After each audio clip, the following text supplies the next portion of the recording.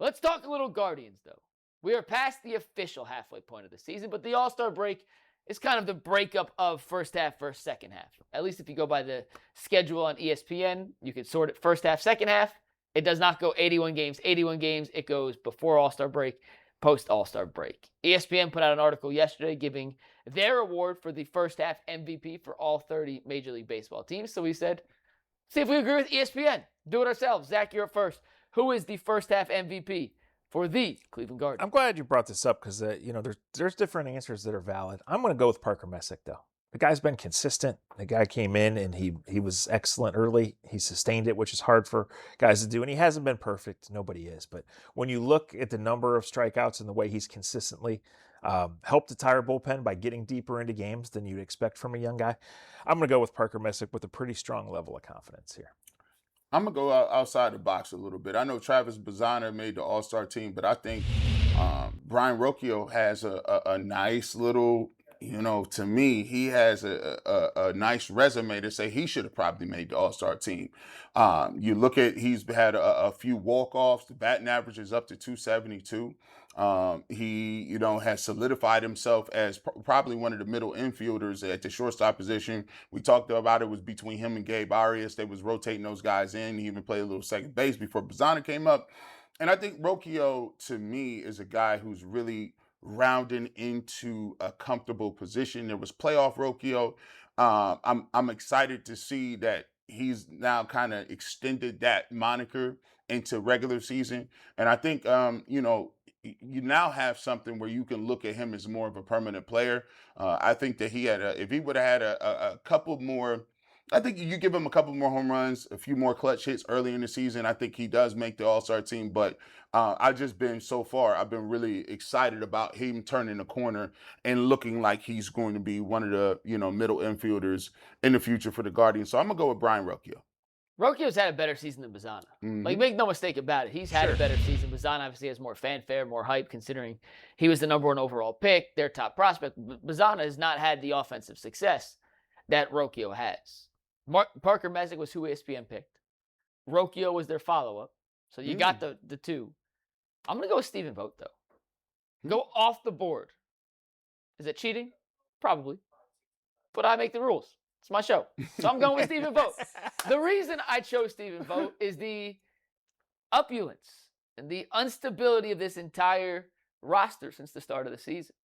Tanner Bybee, your ace, supposed to be at least, has not been very good.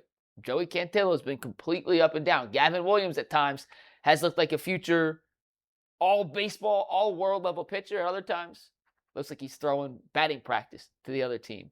Jose's been out for a prolonged period of time. Angel Martinez, who was their second best offensive player at the time that he got hurt, has been out. Chase DeLauder has missed time. They started the season without Travis Bazzana. Gabriel Arias, for better or worse, has been out. They traded Bo Naylor midseason. They're playing an outfield that is a bunch of guys you really haven't heard of at different times. Stephen Kwan's been a complete disaster. Petey Halpin was called up. He had to play Stuart Fairchild, a significant amount of baseball this year, and they have a winning record 90-something games into the season. Vogt, however he's done it, has been the steadying, calming force for the Guardians in the first half, and they have weathered a number of storms. Are they great? No. No one's going to argue they're a great team. But I think considering the turbulence they've had in terms of injuries, inconsistent players, inconsistent performances both on the mound and in the batter's box, the fact that they are an above 500 team at this stage of the season is a testament to the guy who they call the skipper. So Stephen Vogt would be my vote. Oh, I like that. Stephen Vogt would get my vote for the Guardians' first half MVP. Garrett, me and you are just public school guys. We don't know much. I'm a public school guy. But doesn't most valuable player mean player? Doesn't MVP? Yeah, I see what he tried to do right there. I see your counterpoint. I see what he tried to do. The most valuable player. Most valuable piece. But like I like it, Ant. Did you hear what he said? Okay. I mean, No, that's fair. I mean, most valuable person. Now could this and plus I think the win-loss record could be used as against. Yeah, it'd be like this, dude. It's the AL Central. So Mike sends this question last night, right? I'm like, this is going to require some thought. So I'm like, well, I think it's probably José Ramírez because they've seen what happened without him. Mm-hmm. And then I went to Rocchio and Messick, and I messed with that, and I thought, okay, where am I going to be in this line? Am I going to have to be the one that goes off? Yeah. And I was fine sticking with Messick, but I was like, man, like Bazzana and DeLauder, good for them. They've made at least this watchable. Yeah. Yeah. Because they're younger and you'll take it. And Rocchio went from hitting ninth and guys wondering what his future was to he's been awesome. You're right. He's been a borderline all-star. So I don't think there's a wrong answer there. I didn't. You know. I'll give you another. If we got a few minutes, so we'll just spitball. He's not the MVP. Let me make it. Austin Hedges is compared to what you I thought that was what she was going to go. Compared to what you expected coming into the season. Maybe the question would be who's overperformed expectations the most? It's that guy. Yeah, that one. But I would also say like Cade Smith has to be in the consideration. Yeah, I was again not been perfect, but this is a dude. and you know, plus I go with Hedges because dude, he had the line at a pre-All-Star break. He's like, dude, no one likes you. He's hit 2 home runs since then. Dude, like who says this? Dude, no one likes you. And the crazy part about it is, it seems like no. How did the Guardians keep that in, Zach? How did they keep in that no one was messing with Naylor, Josh Naylor? A little inside baseball, and then Zach, give us a little inside football. And when I say inside baseball, I mean inside basketball because I don't know baseball. Yeah. At least I don't have any sources with the guard. Like, there's a lot of things you know about that you just don't report because if it gets out there, it's going to cost a lot of relationships. It's going to cost a lot of. It could cost wins. It could force teams to make trades. I don't know anything about Naylor, whether this was known. Apparently, there's some stories about Josh Naylor going back to his time in Arizona before he got to Cleveland. That is a little bit of a rough pass, but as a reporter, Zach, you know things that you can't report, and you have to. Because you get divided into what do you know or what do you think you know. Yeah. Because you can't report it unless you know it. Yeah. And then even then, you have to pick the right path. That's why it's a difference between being a beat reporter and a columnist, and then a columnist and a journalist, and a journalist or columnist in like a opinion. Because if you are a beat reporter, like you basically eat, sleep, breathe, drink with these people.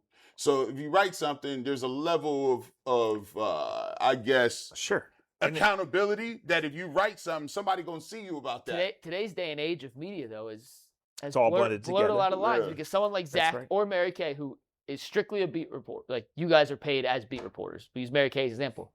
She goes on a podcast, gives her opinion on Deshaun Watson's shoulder. That turns into a topic for us to discuss.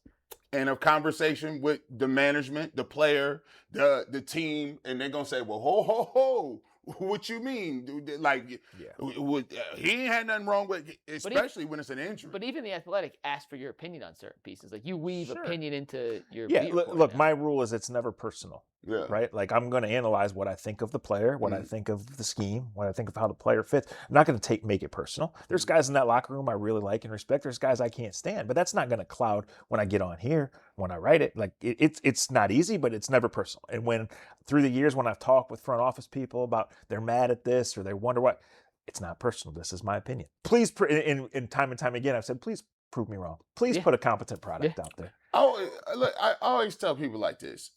People will say, because if you say it passionately, you'd be like, that's what I really truly believe. But I always tell people like this, man.